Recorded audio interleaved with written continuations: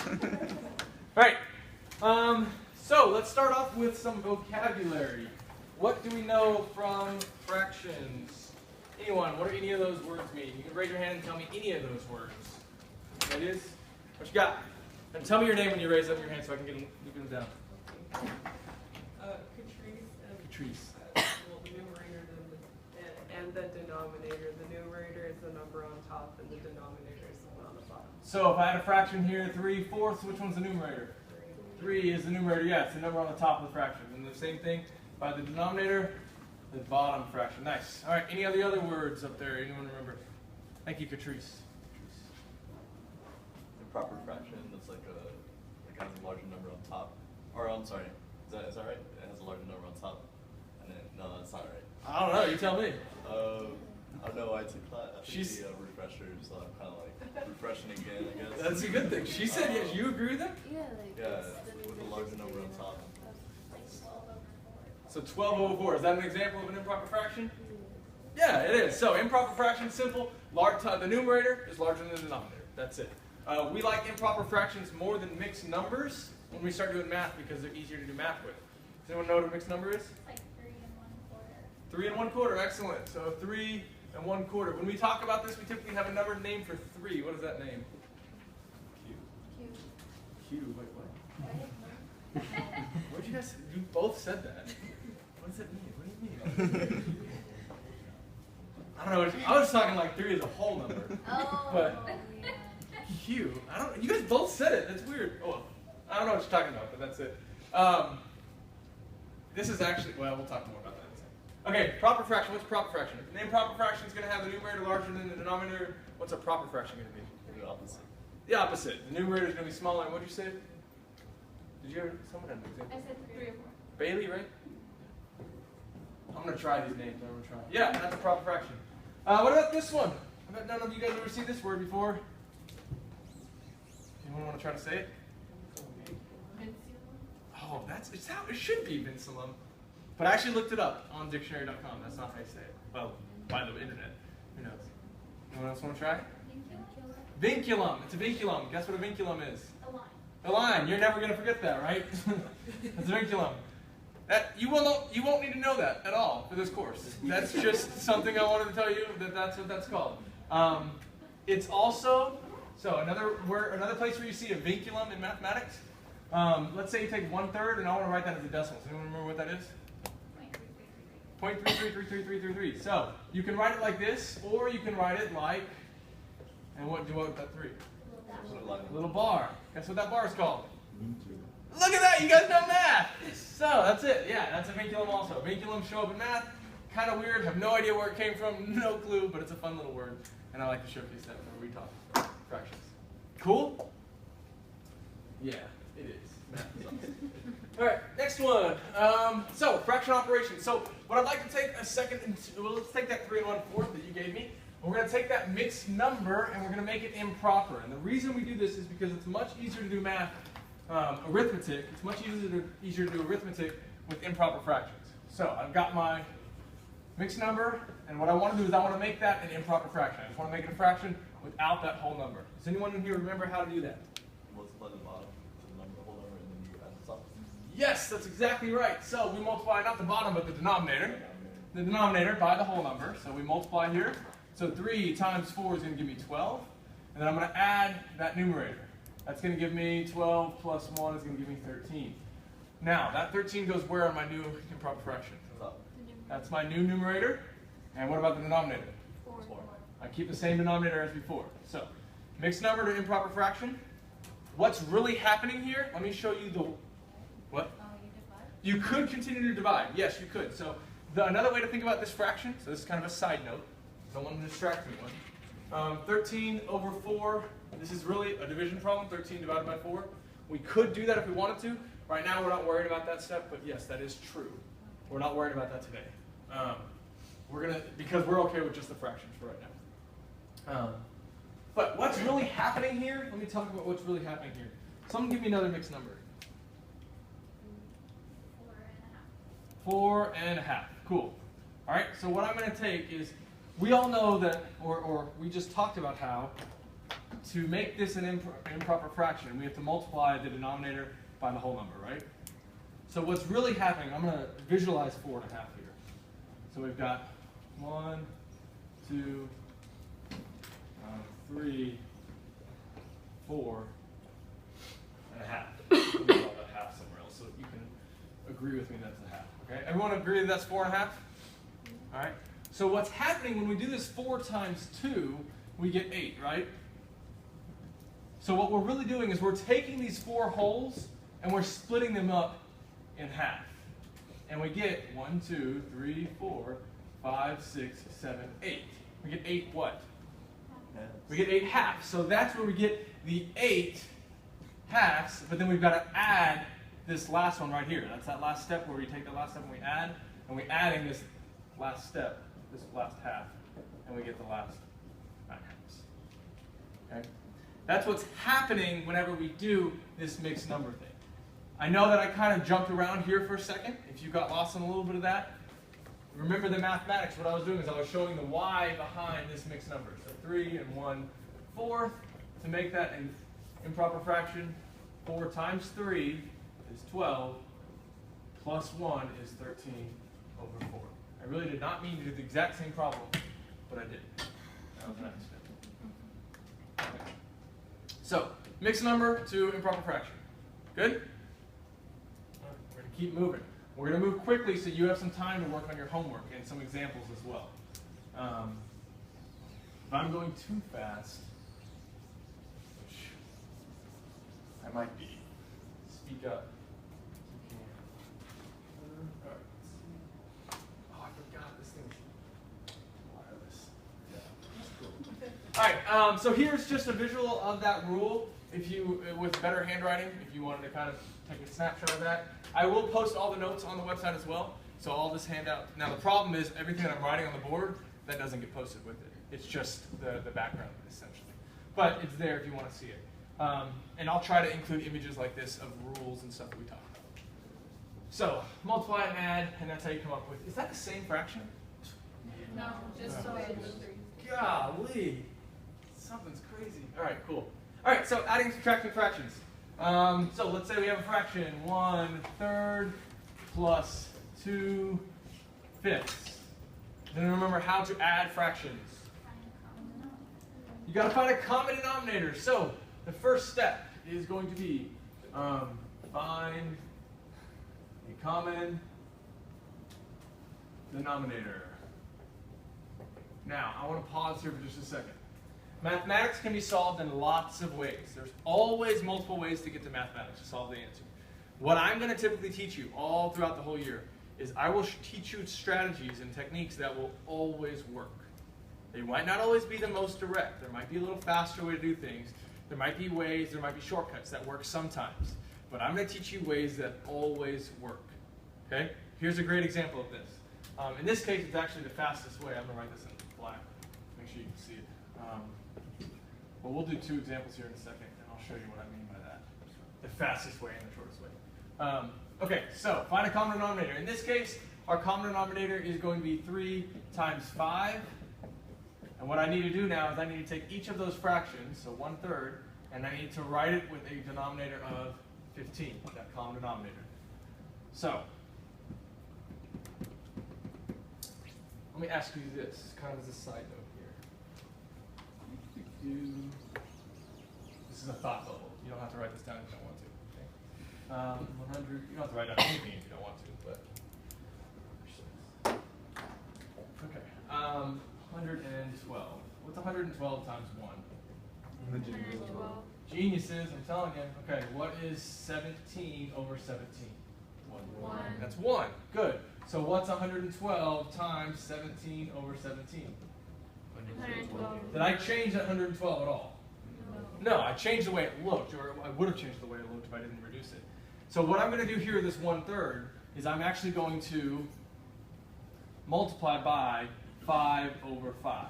Now what am I really multiplying by? 1. I'm really multiplying by a 1.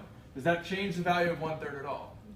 No, it's just multiplying the denominator. 3 times 5 is 15. Numerator 1 times 5 is 15.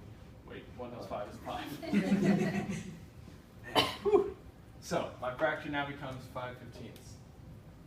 So my original problem can be rewritten as 5/15 plus, and now I've got to change my other fraction. I've got 2/5, and I need to make it something with a 15 on the bottom. In this case, my scale factor is going to be 3. I multiply by 3, and multiply by 3, and I get 6/15. So my problem turns into 5/15 plus 6/15. That's correct, right? Yeah. So first step, find a common denominator. Check, we've done that. What's the next step? Yes, add the numerators. Your camera stopped recording. Oh, did it? First world problems, right? It's still going. I got like 10% left. I don't know. We'll see. All right. So add numerators.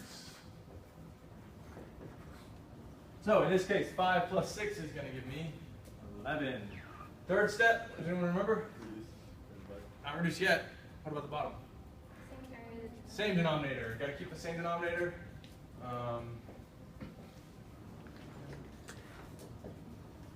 And then, last step, reduce, or a word that you're going to love to hate this semester, simplify. We'll talk more about simplify whenever we come to it in algebra or before the second test, but simplifying is essentially reducing something, making it look differently, and that's what we would do here. Can you simplify 11 over 15? No, so that's your final answer. Nice. We did an example with adding. The exact same steps are for subtraction. The only difference is you would subtract the numerators, and everything else stays the exact same. Exact same for adding and subtracting. Let me see. I don't know if I have examples come up next. Yeah, I do. So these are from. Just have 2 examples. Whoa, whoa, whoa. Oh, okay, yeah, you can see. Okay, so these are from the book. Oh, shoot. Was I ready to erase that? I erased it, sorry. If you need me to repeat it here, then I will. Okay, these are examples from the book. So what I'd like to do now is you will have homework problems that are very, very similar to this. Before I let you guys just jump into the homework, I'll offer up for anyone to, if you want me to work through any of these, you want me to pick one of these and work through it. I tell you what pages it is from the book up there, page 5. Someone pick a number 1 through 5. 2. Good one. It's a good one to do. Who picked it? Me. Nice job. All right. So we got 7 3/5 minus 1/2. All right.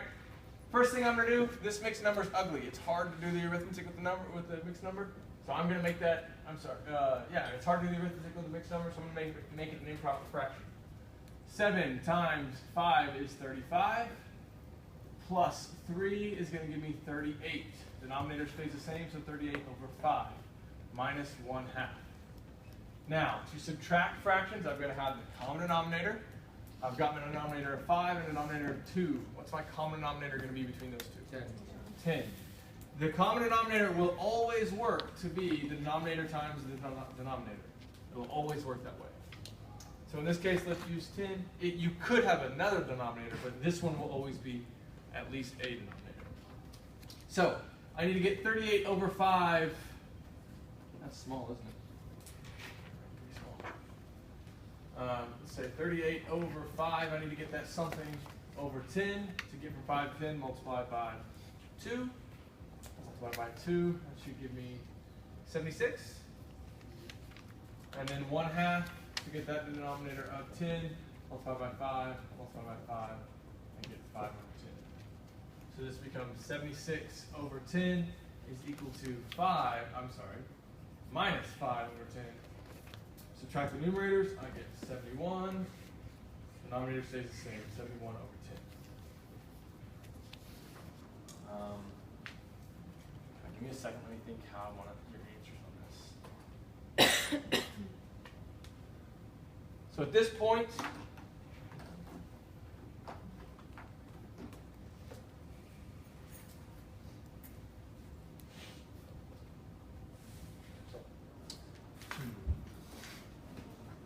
I'm trying to decide how I want you guys to put your answers.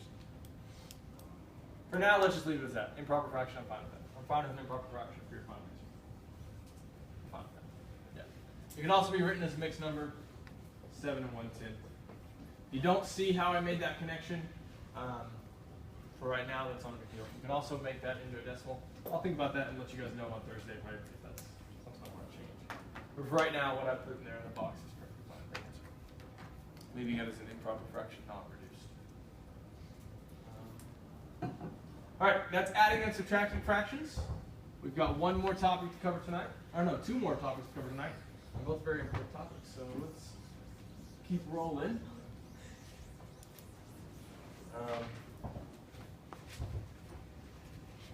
Next one's multiplying fractions.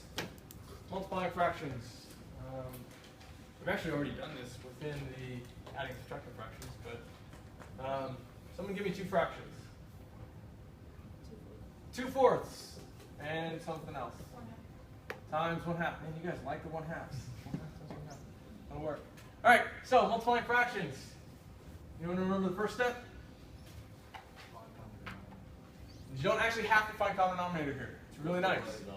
What? Multiply the denominators? Well, yeah. I usually do that second. But so yes, the second step is to multiply the denominators. Nice.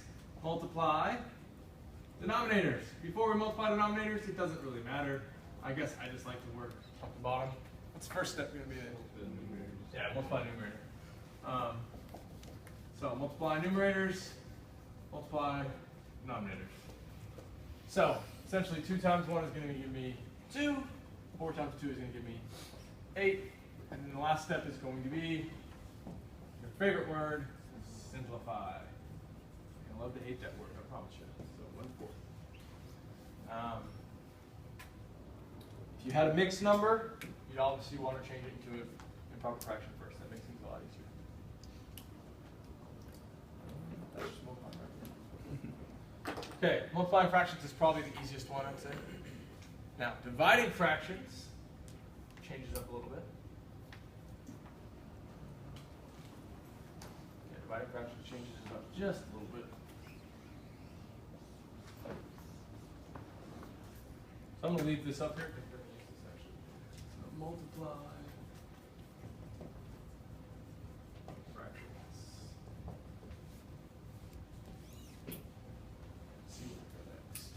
Yeah, dividing fractions. Awesome. So, for dividing fractions, someone give me 2 fractions. Or give me 2 fractions. 2/3. Oh, look at this. New fractions. I love it. 2/3 divided by 3/8. Okay? Now,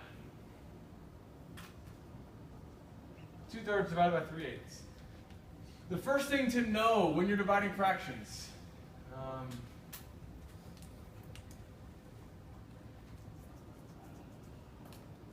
Yeah, we're going to do this. So, multiplication. Multiplication and division are big blank operations. You've probably not seen this word in a long time, and if you have seen it, you probably have never really learned the gravity of it. This is going to be a very, very important word in this course. Does anyone want to take a stab at what that word is? What? Not PEMDAS. We'll talk about it next time. Good guess, though. Good guess. Anyone else? Play Hangman. Starts with an I. Oh man, no way, huh? In? Who said it? Yes! Kelly?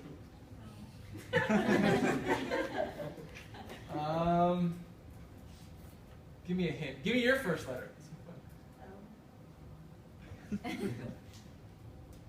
Ellie? I don't know. Lorraine. Dang. Okay. Yes, it's an inverse. Inverse operations. So what does an inverse operation do? Does anyone want to tell me what that is? Or anyone want to answer that? What does an inverse operation do? You just flip in the fractions for 1. Kind of. That's the operation. That's applying the inverse. Really, it does the opposite. It goes backwards. It reverses what you did.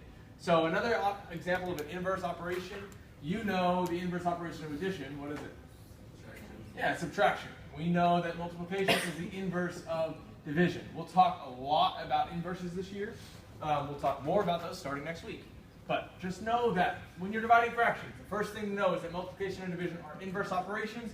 The second thing to know is that dividing by a fraction is the same as multiplying by the, we'll play a hangman game again. Anyone know this one is? Yes! Winner! Say you again? Yes! Reciprocal. Reciprocal. Now what does reciprocal mean?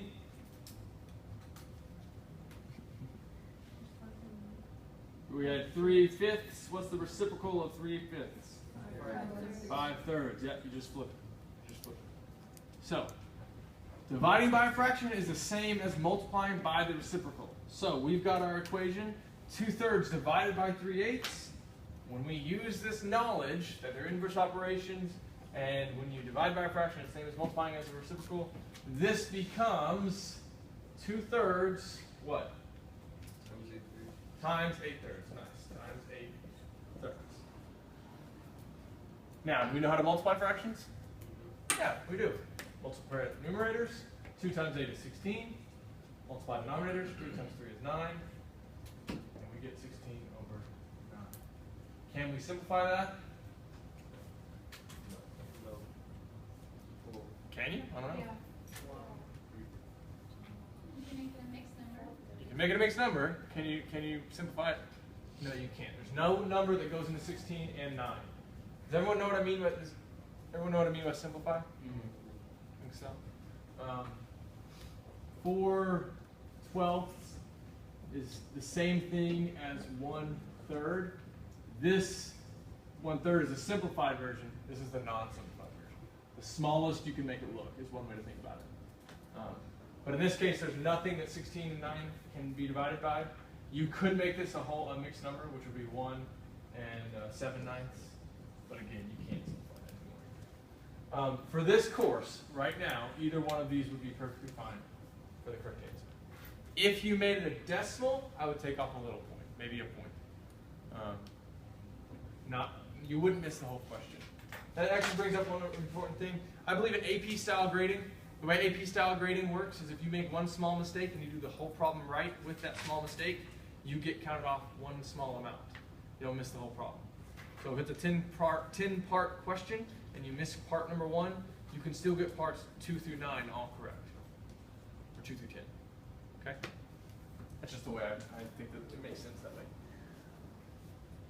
All right, multiplying, dividing fractions, adding, subtracting.